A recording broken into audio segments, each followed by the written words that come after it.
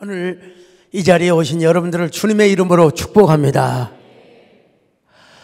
아니, 오늘 여러분 철학기도에 오신 분들 정말 대단한 사람입니다. 대단한 사람. 아까 이 철학기도회 전에 부부가 교수님이세요. 다 대학 교수님이신데 기도를 받으러 오셔서 저한테 뭐라고 한 줄 아세요? 아이고, 목사님 정말 대단하십니다. 뭐가 대단해요? 어떻게 매번 그렇게 설교를 홈런을 치시고, 제 표현입니다, 그렇게 안타를 치십니까? 우리 장로님은 공부를 얼마나 잘하셨던지 전교에 1등을 한 번도 놓치지 않으셨던 분이요, 고시를 합격하셨던 분이고 대학 교수, 대학원장을 하시고, 장로님은 어쩌면 그렇게 공부를 잘하셨어요? 그랬더니 뭐라고 하신 줄 아세요? 옆에서 권사님이 아이고, 우리 장로님은요 할 줄 아는 게 공부밖에 몰라요. 공부만 잘한대요. 공부만 잘한대요. 여러분, 공부 잘하는 게 얼마나 큰 축복인데요. 그런데 그 공부 잘하신 교수님도 저한테 이야, 목사님 참 대단하십니다. 폭삭 뭐라고요? 속았수다. 어떤 분이 그러더라고요. 목사님 시간 나시면 그 드라마 한번 보세요. 근데 제가 보려고 사실은 밀양에 가는 거예요. 근데 저는 여러분 설교 준비가 안 되고서는 다른 거 볼 수가 없어요. 제가 준비를 해야 돼요. 자, 이번에 김찬호 장로님이 얼마나 참 나에게 소중한 사람이었나. 제주도 일정까지도 제가 포기를 하고 거기를 갔다 왔어요. 우리 강종직 장로님이 참 정말 대단하신 분이다. 정말. 아니, 저랑 같이 가실 일이지 먼저 갔다 오셔야 돼. 대단하시다, 대단하시다. 참 폭삭 수고하시다. 정말 수고하셨어요. 오늘 여러분 이사야에 대한 공부를 하려고 하는데요, 이사야는 신구약을 대표하는 선지자라고도 말할 수 있을 정도로, 여러분 성경이 몇 권으로 되어 있다고요? 아니, 요 동네에서는 별로 소리가 안 나고 요 동네에서만 나와요. 자, 구약 39권, 신약 이거 딱 그만. 나는요 겹쳐져. 그냥 39, 27. 그냥 머릿속에 그냥 그려지는 거예요. 머리가 좋아서가 아니라 그냥 그려지는 거예요. 어쨌든 이사야서를 보면요, 예레미야 못지않게 무서운 심판과 경고를 보여주는 대목이 있습니다.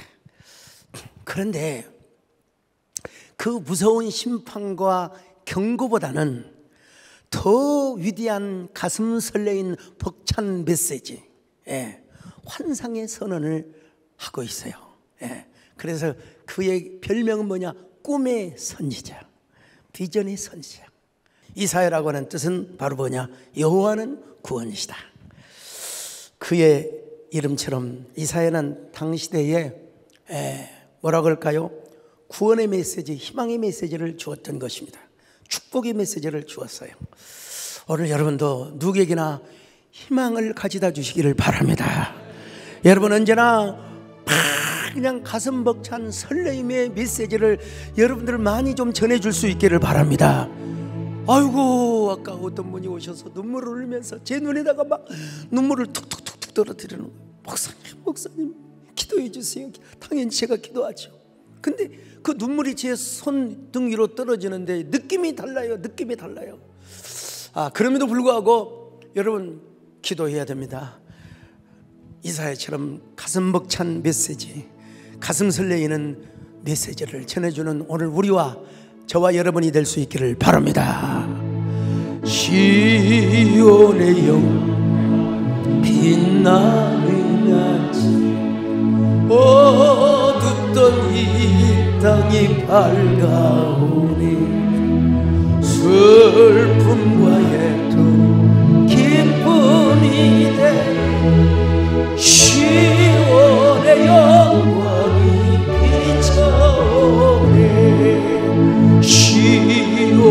영광이 빛나는 아침 매였던 종들이 돌아오는 오래전 성 꿈꾸던 봄 만민이 다 같이 누리. 여러분, 그러면 이사야가 언제 어느 쪽 시절에 부름을 받았느냐? 참 우시아 왕, 비록 말년에 교만은 했지만 아주 유능한 왕이요. 우시아 왕이 죽던 해에 이사야는 원래 이제 제사장 출신이죠. 그리고 우국 충절의 마음을 가지고 이제 저런 유능한 하나님이 함께 하시면 되는데 인간에게 염려를 좀 했던 것 같아요. 우시아 왕이 죽으면 어떻게 되나? 이 나라는 어떻게 되나? 그런데 하나님께서 이제 딱 환상을 보여주시는 거예요. 뭐라고? 이 나라는 누가 지키느냐? 내가 지킨다. 내가 함께하면 된다. 자, 어쨌든 그런 해에 우시아 왕이 죽던 해에 이사야 선지자가 부름을 받았습니다. 이사야 6장 1절입니다. 시작. 우시아 왕이 죽던 해에 내가 본즉 주께서 높이 들린 보좌에 앉으셨는데 그의 옷자락은 성전에 가득하였고. 여러분, 이거는 시간과 공간을 초월하는 하나의 장면이라고 생각하시면 돼요. 아니, 솔로몬의 성전이 우리 예배당보다 크겠습니까? 적겠습니까?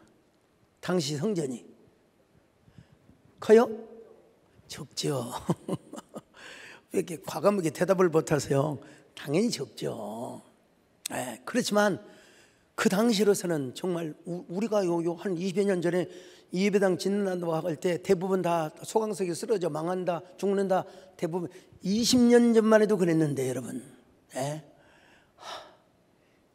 그때 당시로서는 어마어마한 성전이죠. 그런데 그 성전 위에 하나님의 옷자락, 여러분 하나님의 옷을 입습니까?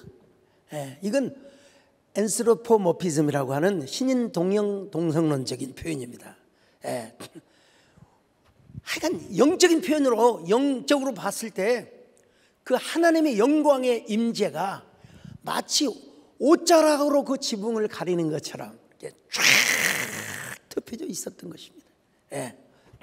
그런데 여러분, 그 하나님의 임재 앞에서 이사야는 입을 멍하고 그냥 완전히 멍병이 들었어요. 멍병이 들어버렸어요. 제가 이제 사실 그 신학교 때 배운 내용인데 지금도 우려먹고 있습니다, 여러분. 신학교에 가서 별로 잘 안 가르치나 보더라고요. 제가 가서 얘기하면 굉장히 그 쫑긋한 귀로 이렇게 듣는 것을 보게 되는데, 선지서나 구약 뭐 이렇게 쭉 보면은 하나님께서 당신의 사람을 부르실 때에 그 콜링 내러티브가 있어요. 콜링 내러티브가 있는데 첫째는 뭐냐? Divine Confrontation. 하나님이 자기 자신을 소개하세요. 나는 스스로 있는 자라. 나는 아브라함의 하나님이요, 이삭의 하나님이요, 야곱의 하나님이다. 아야, 에레미야, 나 너를 북중에서 너를 지우고 내가 택한 자가 누구냐? 여호와 하나님이시다. 그런 거 보면 우리 하나님은 창세 전부터, 만세 전부터 우리를 애정하시고 창조하시고, 그리고 오늘 우리가 하나님을 섬기게 된 귀한 축복을 얻게 된 줄로 믿습니다. 결국은 은총론이죠. 은혜론이죠.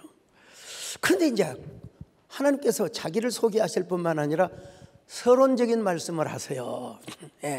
Introductory word. 왜 내가 너를 불렀는가? 너는 무엇을 해야 되는가? 다시 말하면 너의 사명은 무엇인가? 너의 사명은 무엇인가? 그런가 하면은 세 번째로 이제는 커미션입니다. 대사명을 임해 주는 거예요. 야, 내가 너를 불렀다. 내가 너를 보낸다. 그러니까 너는 절대로 사람 보지 말고 나만 바라보고 너는 나가거라.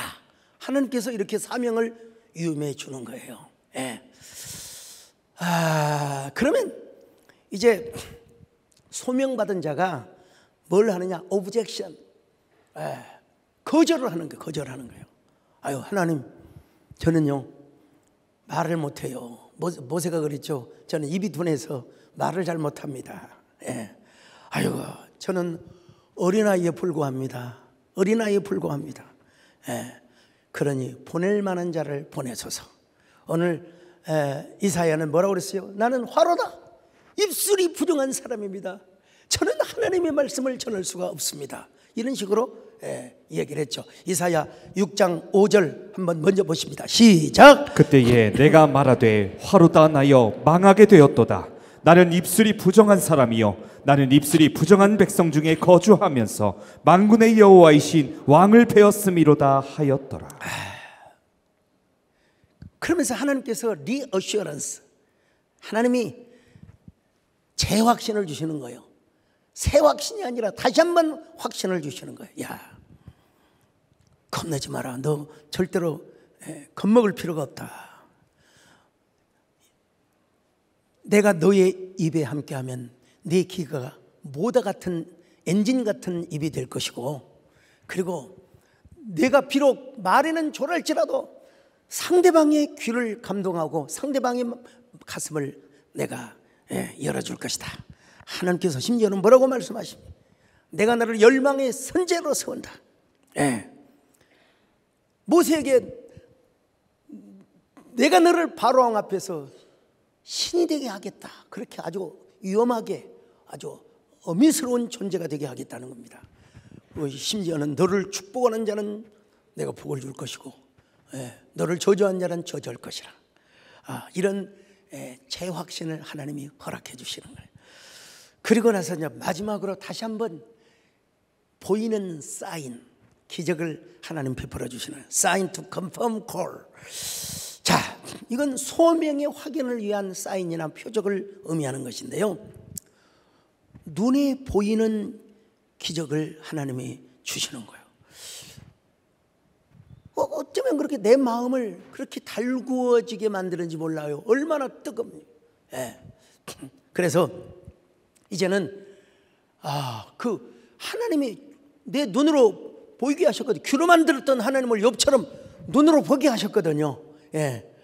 그래서 이제 뭐라고 고백을 합니까? 아이고, 다시 한번 봅시다. 이사야 6장 5절 시작. 그때에 내가 말하되 화로다 나여 망하게 되었도다. 나는 입술이 부정한 사람이요 나는 입술이 부정한 백성 중에 거주하면서 만군의 여호와이신 왕을 베었음이로다 하였다. 여기서 보면은요, 하나님의 부르심 안에는 무엇도 동반한다? 회개도 동반한다. 내가 먼저 회개하고 내가 먼저 그런 게 아니라 하나님의 부르심의 은총 안에는 바로 회개라고 하는 과정도 들어있다는 것을 우리가 다시 한번 살펴볼 수 있고요. 자, 그러자 스랍 천사 중에 하나가 부젓가락으로 제단에서 활활 타오르는 숯덩어리. 여러분, 여러분들은 그 옛날에 그 모닥불 같은 거 안 피워봐서 잘 모를 텐데, 시골에서 자라신 분들은 옛날에 보름에 대달집을 지었어요. 대달집, 큰 달집을 지었는데 요즘은 법교상으로도 못하죠. 달집을 지었는데 막 생솔나무나 할 것 없이 가시나무까지 크게 지어놓고 그냥 불을 막 그냥 질러대면은 거기에 막 나중에 막 타다가 이제 막 그 다 이제 이파리나 가지나 타고 그 두꺼운 통나무들이 막 타고 이글이글 타고 있는 그 숯덩이가 있어요. 그걸 연상하면 돼요. 이스라엘에서도 여러분 번제단에서 막 그 염소와 순양과 막 숫소를 태워가지고 막 태우는데 막 이글거리는 그 숯덩어리 있잖아요. 그 숯덩어리 같은 거. 그걸 하나님의 천사 중에 하나가 그 숯덩어리를 부젓가락으로 집어와가지고 이사야의 입술을 치치치치치하고 찢어버렸어요. 얼마나 여러분 잔인하고 끔찍한 모습입니까? 그러나 이건 공간을 초월한 영적인 상황이라는 걸 여러분 아셔야 돼요. 자, 이사야 6장 6절로 8절 같이 봅니다. 시작. 그때에 그 스랍 중에 하나가 부젓가락으로 제단에서 집은 핀추술 손에 가지고 내게로 날아와서 그것을 내 입술에 대며 이르되 보라, 이것이 내 입에 닿았으니 내 악이 제하여졌고 내 죄가 사하여졌느니라 하더라. 내가 또 주의 목소리를 들으니 주께서 이르시되 내가 누구를 보내며 누가 우리를 위하여 갈꼬 하시니 그때에 내가 이르되 내가 여기 있나이다, 나를 보내소서 하였더니. 여러분, 우리는 그냥 이렇게 평범하게 있겠지만 이사야 선지자가 얼마나 감격했으면 이런 고백을 했겠습니까? 주여, 내가 여기 있나이다. 주여, 내가 여기 있나이다. 나를 보내주셔서 내가 가겠습니다. 내가 가겠습니다. 오늘도 여러분, 우리가 주여, 우리가 보냄받은 자가 되게 하여 주옵소서. 이 시대에 이사야가 되게 하여 주시옵소서. 그런 저와 여러분 되시기를 바랍니다. 보내주소서,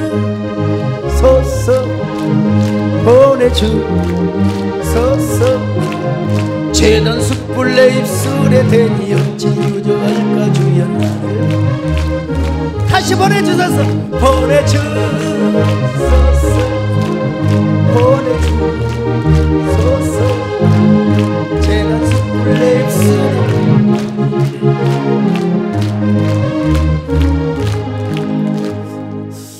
그 얼른 생각이 나서 말씀을 드렸는데, 어떤 저하고 신학교를 같이 다녔던 목사님이 계세요. 얼마나 학구열이 나보다도 나이가 훨씬 많으셨죠. 그러니까 늦가기라 신학교를 오셔가지고 학구열이 많으셔서 대학을 다시 들어가가지고 대학원을 졸업을 해서 정식 명예 박사가 아닌 정식 철학 박사, 그것도 사립대학이 아니라 하여간 국립대학에서 박사 학위를 받았어요. 그리고 이제 손주들 가족들과 함께 축하 연회를 하려고 학위를 딱 받고 이제 식당에 차에서 내려서 식당에 가는 길에 쓰러져서 그대로 응급실에 가셨는데 그대로 천국을 가신 거예요. 아니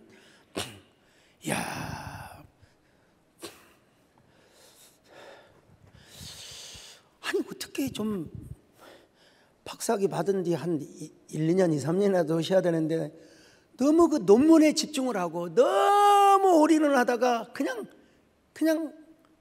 학위를 딱 받고 식당에 가는 순간에 쓰러졌는데 그대로 이제 당연히 목사시니까 천국 가셨겠죠.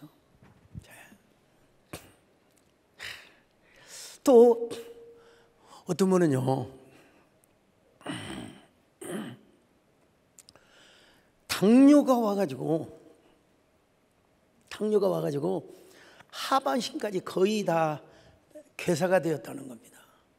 괴사가 되어서 도대체 이제 방법이 없어서 다리를 절단을 해야 한다고 병원에서 했는데 어떤 그 뭐라고 할까요?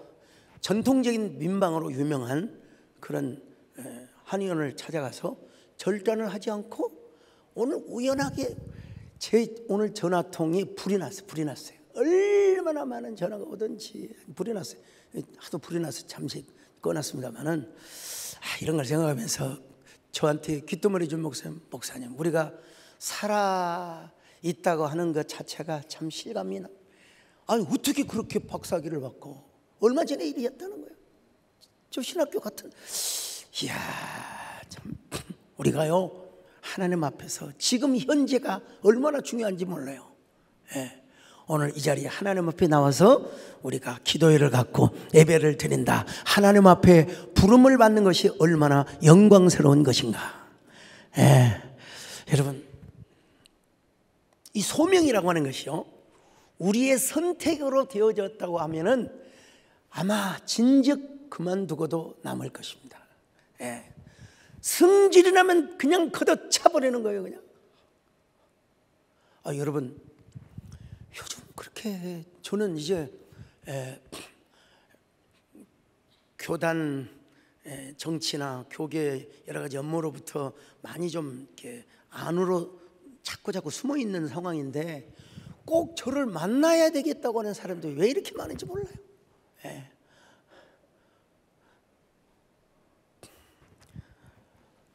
근데 여러분,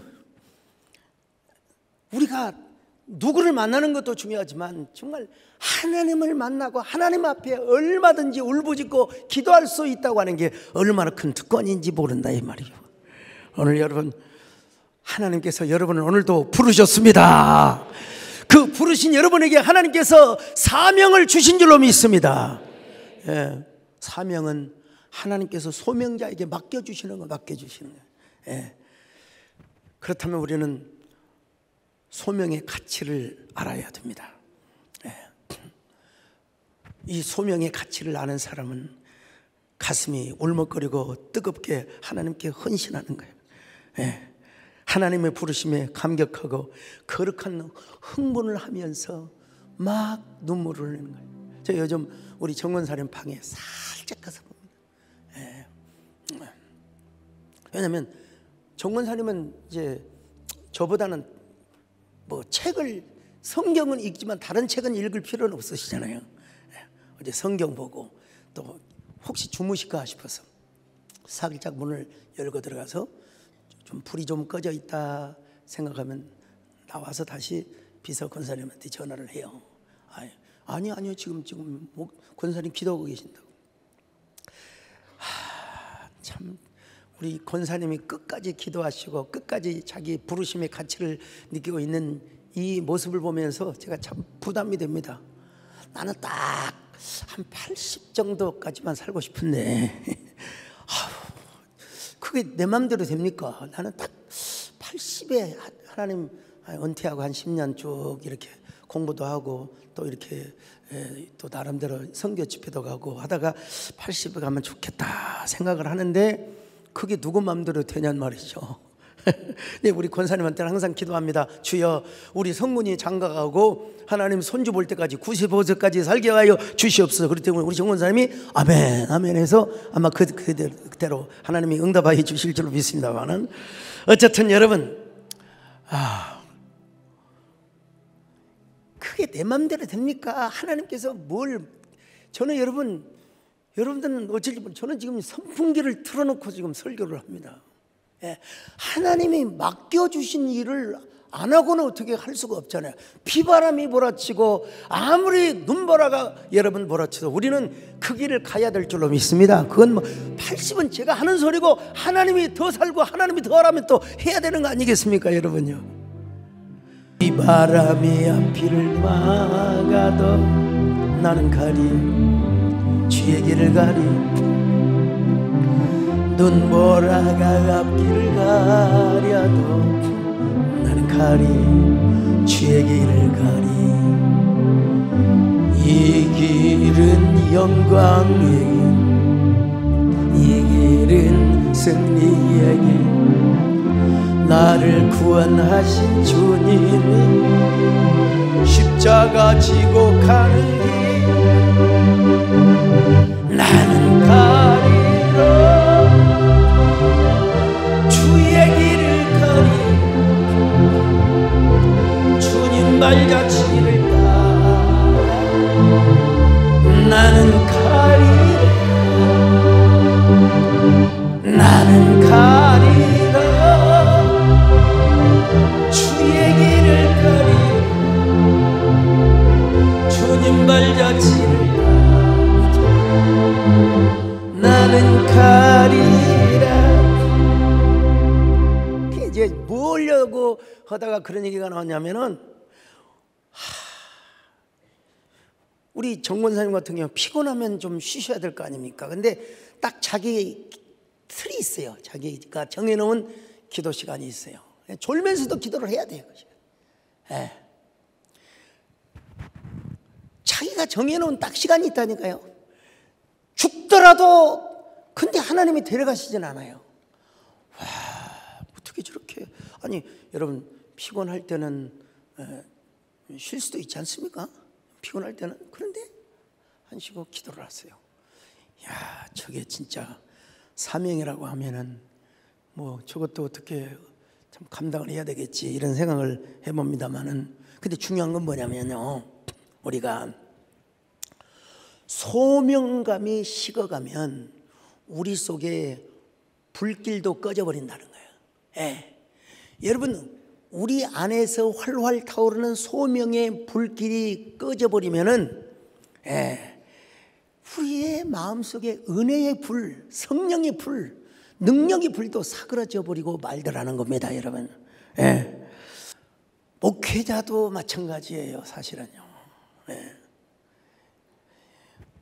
설교 준비하는 고통도 있지만 거기에 대한 보람도 있어야 돼요.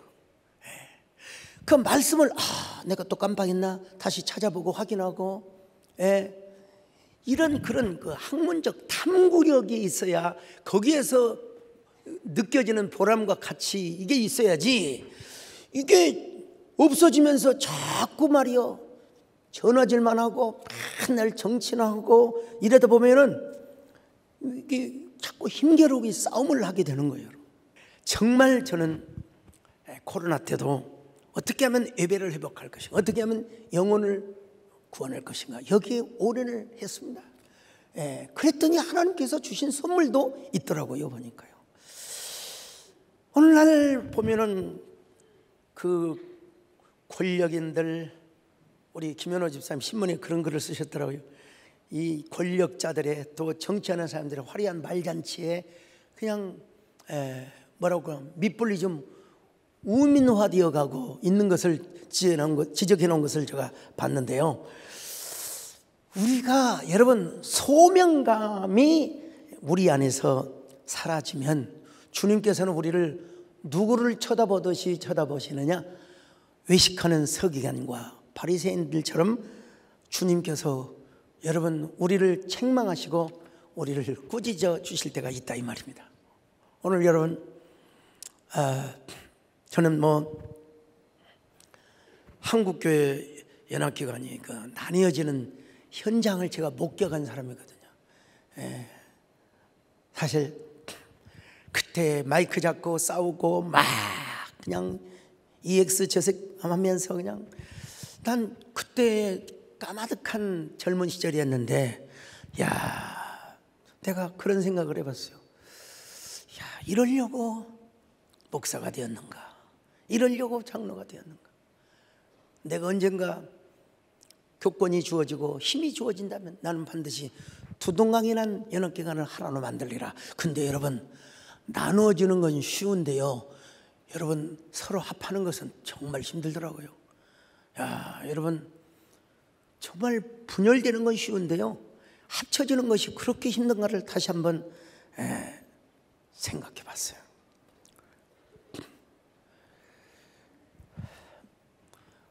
여러분, 우리 속에 결국은 다 우려먹으면 남는 것이 딱 뭔만 남느냐? 결국은 외형의 태도밖에 안 남는다는 사실이요. 여러분들이 저를 위해서 정말 기도를 해 주셔야 됩니다. 자, 살아있는 날까지, 아니 주님 앞에 쓰임받는 그날까지 언제나 불붙는 소명감이 가득 차오르는 목사가 되게 하여 주시옵소서. 언제나 나이는 먹어도 영혼은 푸르는 청춘이 되게 하여 주옵시고, 제가 여러분 이 소명감 하나로 여기까지 달려왔지 않습니까? 근데 지금도 중요하지만 앞으로도 더 중요합니다. 총명한 기억력을 허락하여 주옵시고, 어떤 집사님이 오셔서 저 아세요? 내가 왜 몰라요? 다 일일이 전화를 안 해줘서 그렇죠, 여러분. 왜 몰라요? 다 알죠. 저뿐만 아니라 여러분들도 마찬가지입니다. 소명의 감격이 축적되어지시기를 바랍니다. 하나님은 어떤 사람을 쓰시느냐? 가슴이 뜨거운 사람, 가슴 속에서 막 숯불이 타는 것처럼, 청적불이 타는 것처럼, 하나님, 내가 가슴이 뜨거워서 주님 앞에 쓰임받고 싶다는데 어떤 사람을 하나님이 안 쓰시겠습니까? 내가 하나님 앞에 귀하게 쓰임받 받고 싶다는데 하나님이 왜 나를 쓰시지 않겠습니까? 주여, 오늘 우리에게도 이사야에게 저 부젓가락으로 입술을 찢었던 그 성령의 불, 그 불이 우리의 입술에, 우리의 가슴에 와닿게 하여 주옵소서. 하나님이여, 우리가 새로운 백성이 되게 하여 주옵소서. 새로운 하트, 새로운 심장을 갖게 하여 주옵소서. 우리의 세대된 교회가 우리 한국교회의 하나의 귀한 모퉁이돌로 쓰임받게 하여 주옵시고, 그런 숯불로 쓰임받게 하여 주시옵소서. 아멘. 주님, 내가 여기 있사오니 나를 보내소서. 나의 마음 주께 드리오니 주받으옵소서. 주님, 내가 여기 있사오니 나를 써주소서. 가진 것 모두나 주께 드리오니 주받으옵소서. 자, 그러면 여러분, 이사야는 이런 벅찬 가슴을 가지고 어떤 메시지를 전해 주었는가? 저처럼 사죄의 은총, 사죄의 은혜. 아까도 말씀드린 것처럼 이사야 선지자는 어느 선지자 못지않게 죄에 대한 책망과 경책을 엄중하게 지적하였습니다. 오죽했으면 이스라엘의 전승에 의하면 므낫세 왕이 그를 얼마나 미웠으면 시체를 6토막으로 나누어서 톱으로 켜서 죽였다고 하지 않습니까? 얼마나 올곧은 얘기를 했으면요. 그가 남왕국 유다에 대해서 뭐라고 지적을 합니까? 이사야 59장 1절로 2절입니다. 시작. 여호와의 손이 짧아 구원하지 못하심도 아니요 귀가 둔하여 듣지 못하심도 아니라 오직 너희 죄악이 너희와 너희 하나님 사이를 갈라놓았고 너희 죄가 그의 얼굴을 가리어서 너희에게서 듣지 않으시게 함이니라. 여러분, 남왕국 이스라엘의 죄가 하나님과 너희를 갈라놓았다. 그래서 너희들이 복을 받지 못하고 있다. 죄가 이렇게 무섭다는 것이죠. 그러나 그런 예언적 메시지를 전하였음에도 불구하고 이사야 선지자는 더 중요한 하나님의 용서와 사죄, 또 하나님의 긍휼의 메시지를 누구보다도 강렬하게 전했습니다. 이사야 1장 18절입니다. 시작. 여호와께서 말씀하시되 오라 우리가 서로 변론하자. 너희의 죄가 주홍 같을지라도 눈과 같이 희어질 것이요 진홍같이 붉을지라도 양털같이 희게 되리라. 여러분, 우리 교회 주일날 예배를 드리는 분이라면 이 구절을 모르는 사람이 없어요. 항상 옛날에는 제가 했는데 우리 박종 목사님은 거의 대부분 이 말씀을 선포합니다. 우리가 서로 변론하자. 너희의 죄가 주홍 같을지라도 눈과 같이 희어질 것이요 너의 죄가 진홍같이 붉을지라도 양털같이 희게 되리라. 여러분, 아무리 우리의 죄가 진홍 같다 할지라도 여러분, 너희의 죄 흉악하나 눈과 같이 희겠네. 너희의 죄 흉악하나 눈과 같이 희겠네. 너의 비 흉악하나 희게 되리라. 같은 내 주홍빛 같은 내 눈과 같이 눈과 같이. 죄라고 하는 건요, 이사야 선지자가 여러분 얼마나 고발을 했는지 몰라요. 그럼에도 불구하고 이사야 선지자는 이 엄청나고 그야말로 참혹한 죄의 모든 그 어두움을 하나님의 은혜의 빛깔로 다 덮어버렸다고 선포하고 있습니다. 자, 이사야 43장 25절 시작. 나 곧 나는 나를 위하여 내 허물을 도말하는 자니 내 죄를 기억하지 아니하리라. 기억하지도 않을 뿐만 아니라 뭐냐, 빽빽한 구름처럼 덮어버린다는 거예요. 자, 이사야 44장 22절입니다. 시작. 내가 내 허물을 빽빽한 구름같이 내 죄를 안개같이 없이 하였으니 너는 내게로 돌아오라. 내가 너를 구속하였음이니라. 자, 이사야 50장 9절도 마찬가지입니다. 시작. 보라, 주 여호와께서 나를 도우시리니 나를 정죄할 자 누구냐. 보라, 그들은 다 옷과 같이 헤어지며 좀이 그들을 먹으리라. 뭐 다 그런 얘기입니다, 여러분요.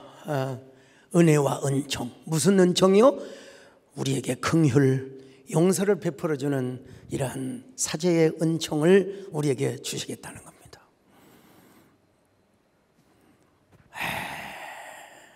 많은 세상 말로 말하면 성인들, 그런 그 존경받을 만한 분들이죠. 다 그런 분들.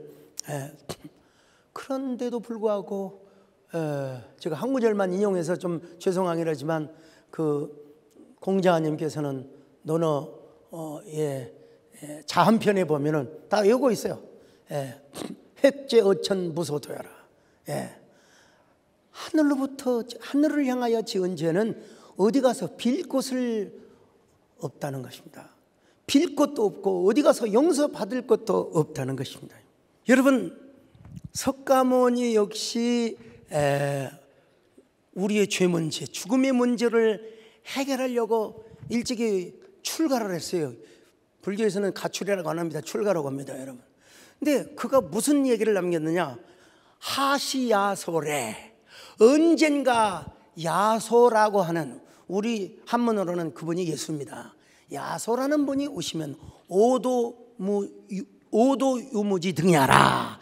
우리가 알고 있는 모든 것들은 다 꺼지는 등불이라 이 말이에요. 우리 성경에서는 뭐라고 말씀하고 있습니까? 하나님의 긍휼로만 용서받을 수 있다. 예수님의 피로만 용서받을 수 있다.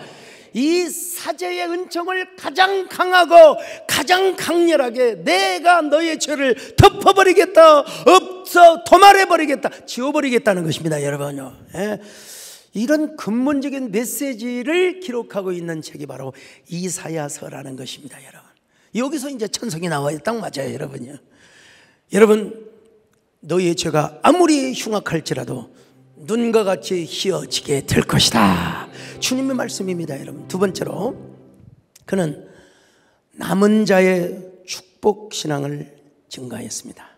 남은 자, 렘넌트라고 하는데요. 자, 이사야 6장 11절로 13절 같이 봅니다. 시작. 내가 이르되 주여 어느 때까지니까 하였더니 주께서 대답하시되 성읍들은 황폐하여 주민이 없으며 가옥들에는 사람이 없고 이 토지는 황폐하게 되며 여호와께서 사람들을 멀리 옮기셔서 이 땅 가운데에 황폐한 곳이 많을 때까지니라.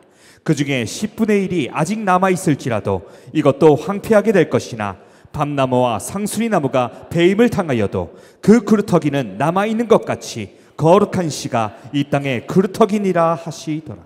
이게 여러분 얼마나 귀한 말씀인지 몰라요. 이스라엘 백성들이 가령 예를 들어서 죄를 지어가지고 나무가 그냥